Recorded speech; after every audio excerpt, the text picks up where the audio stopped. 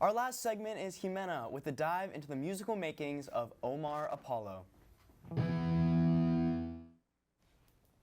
Hello, my name is Ximena. Today I'm going to be talking about Omar. So first, I wanted to return to a very specific date, which is August 4th, 2018, when I was in line to see Omar perform in Barracuda here in Austin. This was a very specific moment, as this was his first tour. I was itching to go see him perform in person, and it was a moment I had been waiting for ever since I first heard the song You Got Me, which my friend Joanna showed me. I'd been begging my mom to go and let me see him, and even showed him a song that was in Spanish that convinced her to let me go and see him and buy the ticket. So yeah, now let's transport back to this past Friday night where he performed at ACL in 2022, which has an average of 75,000 attendees a day. Seeing the videos of a sea of people singing his songs made me so proud. As a fan of his, seeing that progression was amazing, and it has made me so happy for there to be that validation and representation as a Hispanic in the entertainment industry. He started by putting songs out on SoundCloud, and this is where he released some singles like Prom and Brake Lights and You Got Me, and some EPs. Stereo came out in 2018, and this is around the time when he started touring and went on his first two tours. The Want Tour in 2018 and then his Voyeur Tour in 2019. His second EP coming out in the middle of his 2019 tour titled Friends.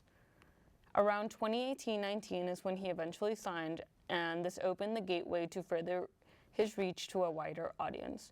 He eventually had to do a European tour, and this was in 2019 where he played at Lollapalooza and Tropicala.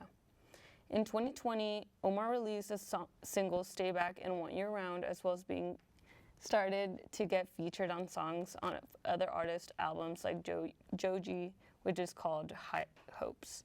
On October 16, 2020 is when his first mixtape came out, Apollo. In this album, we started seeing Omar featuring many more people in his work and also growing his song list that are sung in Spanish.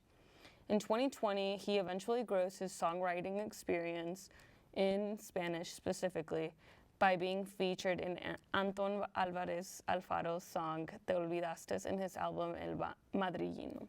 This was very surprising for me, as this wasn't even a song that I had even heard of while I was researching his career background, and it made so much sense that he was just experimenting with writing in Spanish before Ivory, the album in 2022 came out.